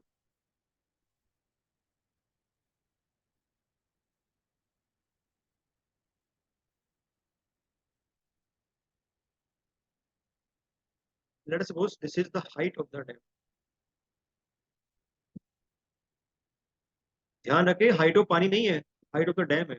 वो अलग बात है, जितने भी क्वेश्चन आप सोल्व करोगे आगे, ध्यान से बात सुनो, यहाँ पे जो एच लिखा है ये हाइट ऑफ द डैम है, वो अलग बात है, जितने क्वेश्चन आप सोल्व करोगे वहां पे हाइट ऑफ वाटर जो आपने रिटेन करा रखी है और हाइट ऑफ डैम आप सेम लेके चलोगे। दिस इज, मुझे क्या निकालना है, मुझे निकालना है वेट ऑफ द डैम, तो wait of the dam, but इस वेट क्या होता है, लिख सकता हूँ मास, एम जी, कोई दिक्कत इसमें किसी, M G. What is mass, mass होता है वॉल्यूम इंटू क्या, वॉल्यूम इंटू डेंसिटी, लिखा जा सकता है ये चीज, इंटू जी। जरा बताना इस पूरे स्ट्रक्चर का वॉल्यूम क्या है, क्या इस एरिया को अगर मैं लेंथ से मल्टीप्लाई कर दूं मुझे वॉल्यूम मिल जाएगा, इस एरिया को अगर मैं अंदर जाती हुई लेंथ से मल्टीप्लाई कर दूं तो क्या मुझे वॉल्यूम मिल जाएगा? तो सबसे पहले लिखते हैं वॉल्यूम। वॉल्यूम क्या होगा? एरिया। एरिया क्या हो जाएगा? Half into H into B into L into density. किसी भी चीज की डेंसिटी कैसे लिख सकते हो मैं? अगर मैं लिखूं स्पेसिफिक ग्रेविटी इक्वल्स टू क्या? Density of any body divide by क्या? Density of water. लिखा जा सकता है ये चीज, कोई दिक्कत वाली बात तो है नहीं। तो यहाँ से डेंसिटी ऑफ बॉडी क्या आ जाएगा, या डेंसिटी ऑफ कॉन्क्रीट क्या आ जाएगा? जी इंटू क्या? Gamma W. तो मैं लिख सकता हूँ जी इंटू क्या? जी इंटू क्या? क्या है? G into rho W into small G. तो half into H into B.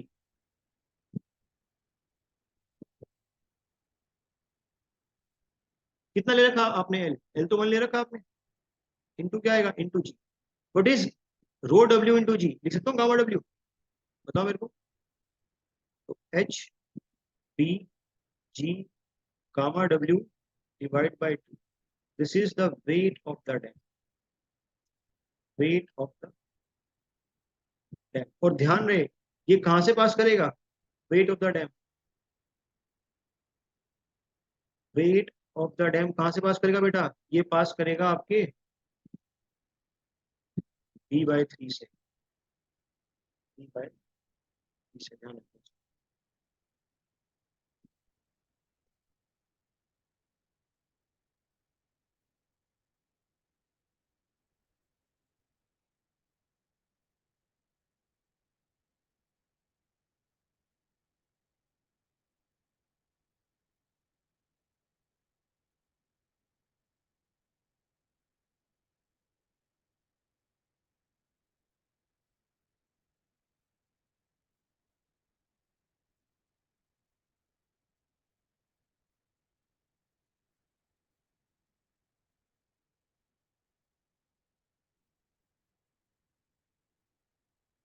Is it done?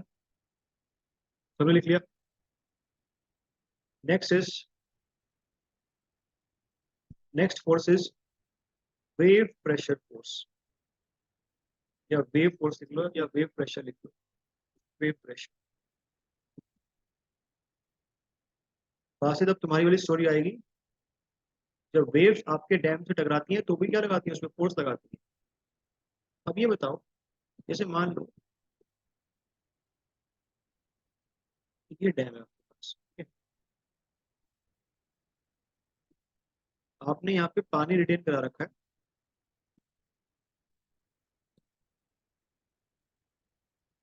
HW height का, ठीक है?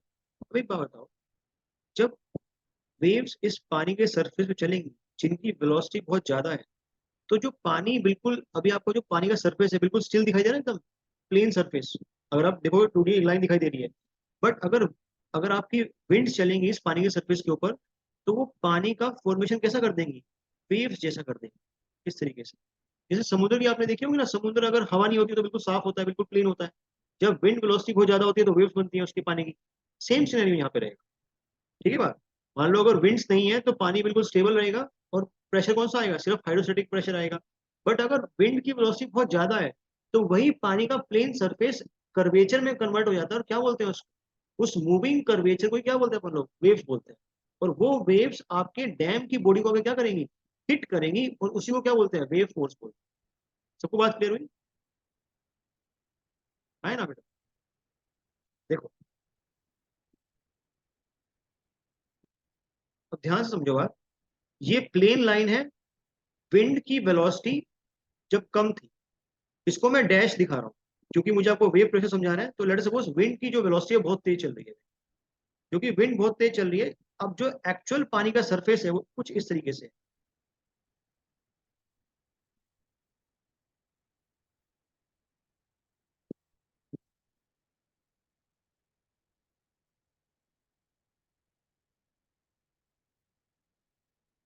कुछ इस तरीके से, ठीक है? किसी भी वेव के टॉप मोस्ट पॉइंट को आप क्या बोलते हो? क्रस्ट बोलते हैं। और किसी भी वेव के बॉटम मोस्ट पॉइंट को क्या बोलते हैं? ट्रफ बोलते हैं। ट्रफ, ठीक है? तो सबसे पहला ऑब्जेक्टिव ये रहेगा कि जो डिस्टेंस होता है इस वाटर वेव का, कहां से लेके कहां तक? क्रस्ट से लेके ट्रफ तक, क्रस्ट से लेके ट्रफ तक, इसको क्या बोलते हैं? इसको बोलते हैं अपन height of the wave, small H W. Is it clear to everyone? ये सबको क्लियर है? ठीक है, अच्छी बात। उसके बाद देखो, जैसे आपने हाइड्रोस्टैटिक प्रेशर का वेरिएशन देखा, आपने हाइड्रोडायनेमिक प्रेशर का वेरिएशन देखा, ऐसी वेव प्रेशर का जो वेरिएशन है मैं आपको बना के दिखा।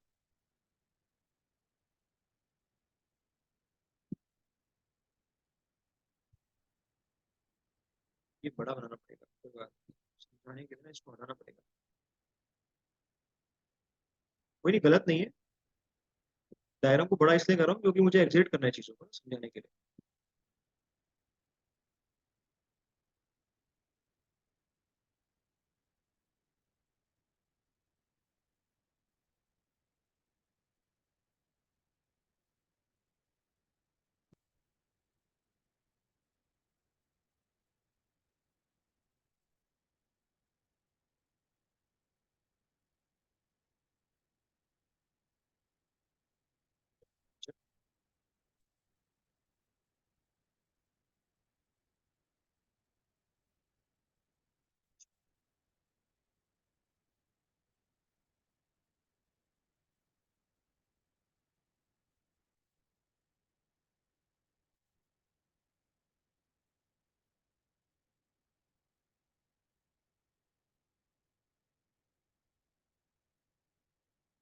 देखो जी, इसका जो वेरिएशन है कुछ ऐसा होगा।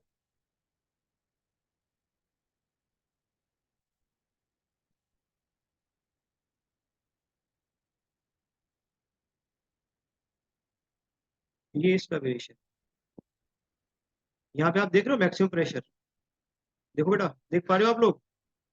जो आपका प्रेशर का एरो का जो मैग्नीट्यूड है, हाईएस्ट कहाँ पे है? यहाँ पे आ रहा है आपको हाईएस्ट। ये स्टार्टिंग में क्या कर रहा है? इंक्रीज करता जा रहा है, फिर मैक्सिमम हो रहा है, उसके बाद क्या करता जा रहा है? उसके बाद डिक्रीज करते करते करते कितना हो गया वापस से? वापस से जीरो हो गया। ऑब्जेक्टिव में आपसे पूछेगा जो ये वेरिएशन है, इस वेरिएशन की कंप्लीट हाइट कितनी होती है? ये वेरिएशन की, इसकी कंप्लीट हाइट होती है 5/3, 5/3 HW, वेयर HW इज क्या? Height of the wave. ठीक है, अब जरा चेक करो, इसको देखो बेटा, क्या ये मैक्सिमम प्रेशर का ऑर्डिनेट है यहाँ पे, इस वाले पॉइंट पे? मैक्सिमम प्रेशर का ऑर्डिनेट, इस मैक्सिमम प्रेशर के ऑर्डिनेट को लेट अस सपोज हम मान रहे हैं स्मॉल पी। इसकी वैल्यू निकल के आती है empirically, small P is equal to, कोई मुझे बताएगा कितना होता है? स्मॉल पी निकल के आता है 2.4, स्मॉल पी इक्वल्स टू क्या? 2.4 gamma W into H W, where H W क्या होता है मैंने आपको बता दिया। ठीक है, दिस इज द, ये प्रेशर निकल के आया, ये हाईएस्ट प्रेशर लेवल निकल के आया। अब एक बात बताओ, मुझे खुद से बताओ, अगर मुझे फोर्स निकालना है, अगर मुझे फोर्स निकालना है तो मैं क्या करूंगा? क्या मैं प्रेशर डायग्राम का एरिया ले लूंगा और उसको लेंथ से मल्टीप्लाई कर दूंगा? हाँ, है ना? तो अगर मुझे टोटल वेव फोर्स निकालना है, टोटल वेव फोर्स क्या हो जाएगा? क्या हो जाएगा जरा बताओ मेरे को? Area of pressure diagram into क्या? लेंथ। अब तुम्हें इस वाले ट्रायंगल का एरिया कैलकुलेटर करने में कोई दिक्कत आएगी क्या? मेरे को जरा बताना। क्या तुम half into base into height कर सकते हो? राइट एंगल ट्रायंगल ही तो है, क्या फर्क पड़ता है ना? तो हाफ इंटू, इसकी हाइट कितनी है, बेस कितना है पहले तो इसका बेस बताओ। क्या इसका ये वाला ऑर्डिनेट बेस है क्या इस बात? पी, पी इंटू हाइट कितनी है इस ट्रायंगल की? कितनी हाइट है? 5/3 इंटू क्या? Into HW। और आपने अंदर जो लेंथ ले रखी है, कितनी ले रखी है हर बार? वो तो 1 ले रखी है आपने। तो कितना आ जाएगा ये? Half into what is P, इसकी वैल्यू डालो कितनी आएगी? तो 2.4 into gamma W into HW into 5/3 into HW, कितना निकल के आया वैल्यू? मुझे बताओ कितना निकल के आ रहा है फोर्स ये वाला?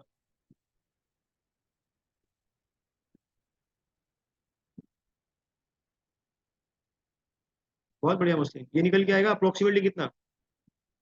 2 into gamma W into HW का स्क्वायर निकल के आएगा। बेटा H नहीं है, HW है, this is total wave force. This is total wave. ये आपसे ऑब्जेक्टिव में पूछा जाएगा, 2 बार पूछा गया है। टोटल वेव फोर्स, इसको रिप्रेजेंट करते हैं कहाँ से, कैपिटल पी से।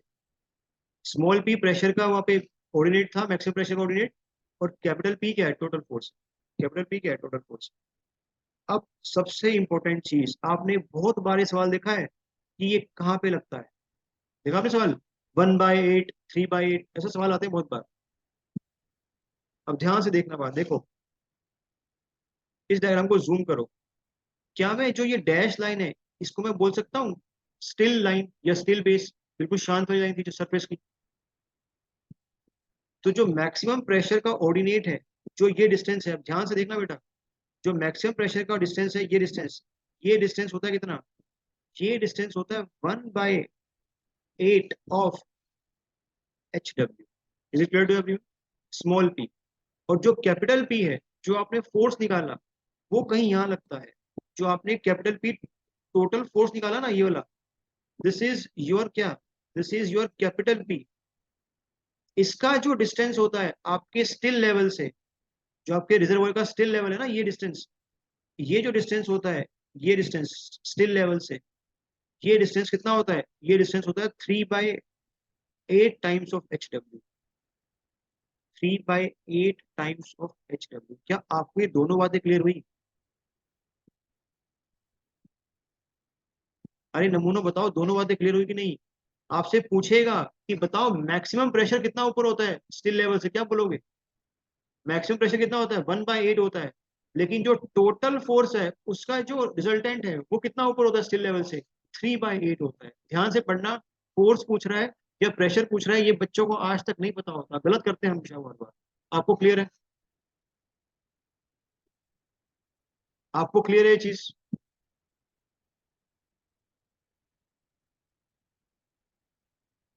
पहले डायग्राम के अंदर ये शो करो। इसलिए मैंने इसको थोड़ा बड़ा बनाना चाहता था, क्योंकि मुझे चीजें शो करनी थी।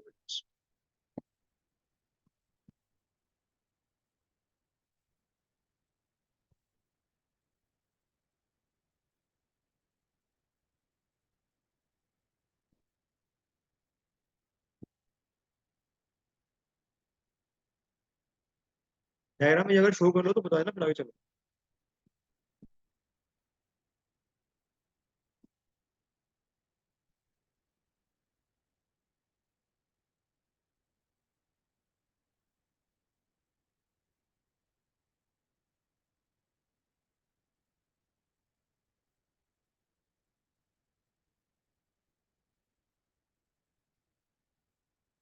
Done?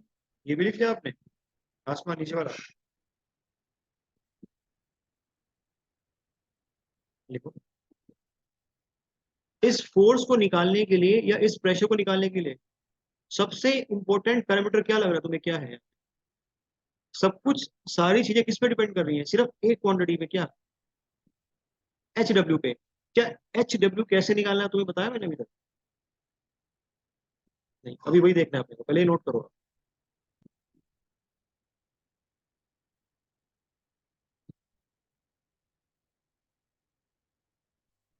आप लोगों ने जहां भी इरिगेशन पढ़ रखी है, क्या आपको ये चीज बताई गई है सारी की सारी?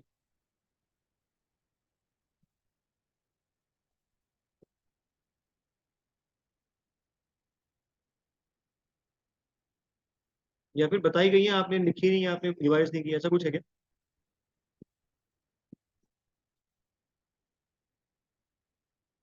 ये जो सवाल मैंने अभी आपको बताया ना, 1/8 वाला, ये इतना कॉमन है, इतना इतना कॉमन है सवाल, आप उठा के देख लेना कोई पेपर, आपको मिलेगा यूथ के अंदर भर भर के 1/8, 3/8, 1/8।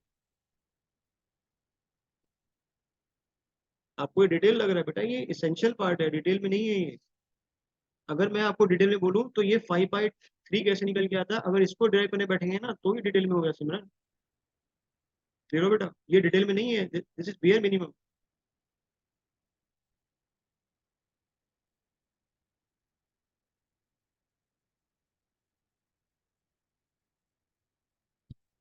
ये स्टिल लेवल से क्रस्ट के ऊपर निकल के आता है 2/3, और नीचे निकल के आता है 3/3 या 1। तो टोटल ये डिस्टेंस निकल के आता है 5/3, यहाँ से निकल के आता है।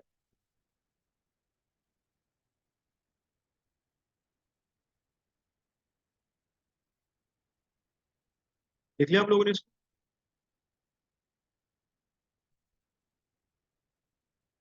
तो फर्स्ट पॉइंट ऑफ रेफरेंस क्या था?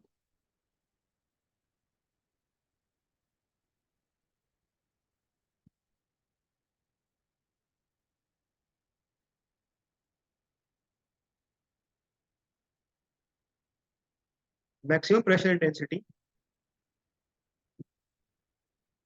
मैक्सिमम प्रेशर इंटेंसिटी, जिसको आप क्या लिख रहे हो, जिसको आप स्मॉल पी लिख रहे हो, विल एक्ट, ये ध्यान रखना बेटा, will act 1/8 HW from still from still water surface.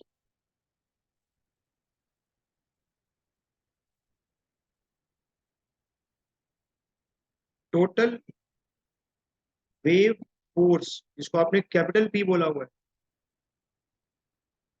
Will pass या विल एक्ट एट, क्या लिखूं यहाँ पे, क्या लिखूं यहाँ पे, 3/8 times of HW from from still water surface, from still water surface. अब बात करते हैं HW क्या है। This HW equals to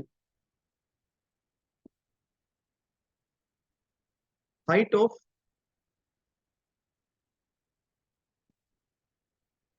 height of wave बोल लो या वाटर बोल लो, हाइट ऑफ वेव या water from from top of crust, from top of crust to the bottom of the trough, to the bottom of trough. इसको निकालते कैसे हैं? HW इक्वल्स टू, अब ये इंपॉर्टेंट है, सिर्फ आपसे एक्सप्रेशन पूछेगा, एक बार आया हुआ है, ज्यादा ज्यादा इंपॉर्टेंट नहीं है, लेकिन पता होना चाहिए। HW इक्वल्स टू क्या, 0.032 under root V/F minus, sorry plus 0.763 minus 0.271 इसकी पावर, सॉरी इंटू F इसकी पावर 1/4। ये एक्सप्रेशन आपको तब यूज करना है जब F की वैल्यू 32 किलोमीटर से कम है, और ये F क्या होता है, B क्या होता है, बताऊंगा अभी, पहला। दूसरा, HW equals to 0.032 under root V/F। Simple सा फॉर्मूला, ये आपको तब यूज करना है जब आपके F की वैल्यू किससे बड़ी हो, आपके F की वैल्यू 32 किलोमीटर से बड़ी हो, 32 किलोमीटर से जब आपकी F की वैल्यू बड़ी हो। अब खुद ही बताओ, ऑब्जेक्टिव में कौन सा केस आएगा, खुद ही सोच लो बेटा, ये बहुत बार आया हुआ है ऑब्जेक्टिव में, पूछा आपसे ये, ईएस में, गेट में, एजेई में बार बार पूछता है ये। और यहाँ पे वी और एफ क्या होता है, यहाँ पे वी होता है, ये सारा का सारा गेम किसके कारण था, वेव बनने का, वेव बनने का है सारा का सारा गेम किसके कारण था, वेलोसिटी, किसकी वेलोसिटी, वेलोसिटी ऑफ विंड, बहुत बढ़िया। So V is velocity of wind, velocity of wind in empirical equation है तो किस में आएगा, किलोमीटर पर आवर में आएगा। और यहाँ पे एफ क्या होता है, एफ होता है फेच लेंथ या स्ट्रेट लेंथ, स्ट्रेट, स्ट्रेट बोल लो या फेच बोल लो, fetch length of water surface, fetch length of water surface, मतलब आपके वाटर की सरफेस की कितनी लेंथ अवेलेबल है आपके पास, पीछे डैम के उधर साइड, अपस्ट्रीम साइड। तो अब जाके खत्म होता है आपका ये विंड फोर्स। और आपको ये सारी बातें इसलिए बता रहा हूँ क्योंकि मैं नहीं चाहता कि आप अलग अलग टेस्ट सीरीज दो, वहां से खुद इकट्ठा करो, तो आपको एक साथ बता रहा हूँ सारी चीजें। अब क्लियर हुई बात? वरना बच्चे क्या करते हैं, टेस्ट सीरीज में सवाल आएगा, वहाँ के जो सोल्यूशन दिए होते हैं वहां से उठाते हैं, आप लोग भी करते होंगे, अपनी कॉपी में ऐड करते हो आप लोग कि यहाँ से ये उठाया, यहाँ से ये उठाया, आपको पहले कंबाइन करके दे दिया। ध्यान रखना।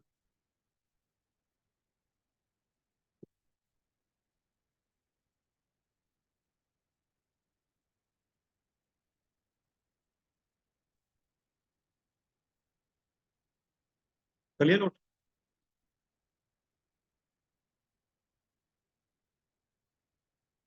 नेक्स्ट और लास्ट प्रेशर कौन सा? आइस प्रेशर है। आइस प्रेशर क्या होगा?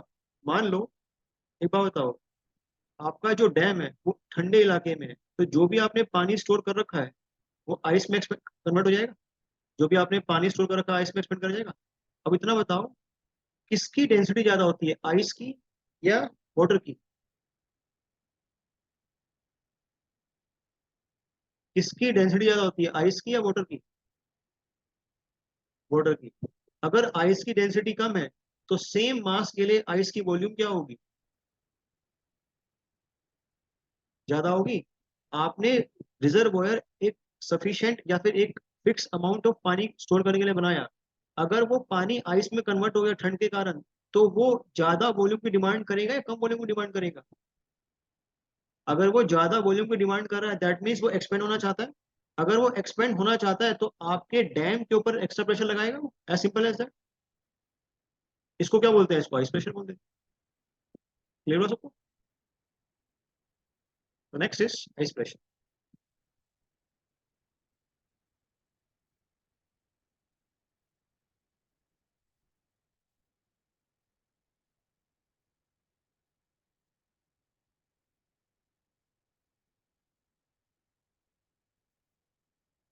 The ice may be the ice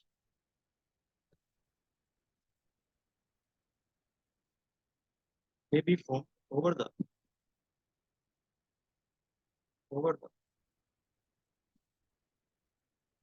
surface of the reservoir,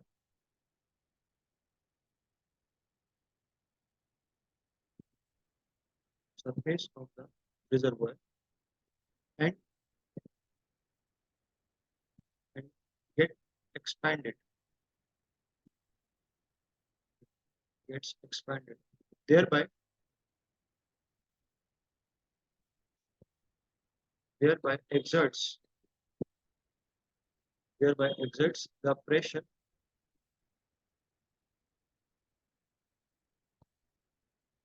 over the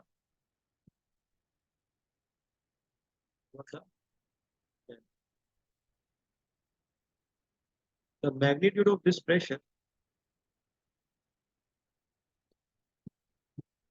The magnitude of this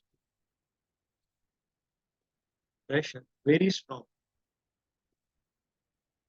अच्छा खासा होता है इसका magnitude, varies from 250 to 1500 kilo newton per metre, kilo newton per metre. तो हमने सारे के सारे फोर्सेस देख लिए जो हमारे डैम पे एक्ट करते हैं। कल आपका ये टॉपिक खत्म हो जाएगा। क्यों? कल हम लोग सारे के सारे जितनी भी स्टेबिलिटी होती है ना, स्लाइडिंग होना, कंप्रेशन होना, टेंशन होना, ओवरटर्निंग होना, वो सारे देख लेंगे कल। ठीक है, कल खत्म हो जाएगा। ओके। कल की क्लास सबसे इंपॉर्टेंट क्लास है, ध्यान रखना। क्योंकि कल हम सारा कुछ निकालने वाले हैं, हाइट निकालने वाले हैं, उसकी बेस विड्थ निकालने वाले हैं। कल देखते हैं। ठीक है, ठीक है।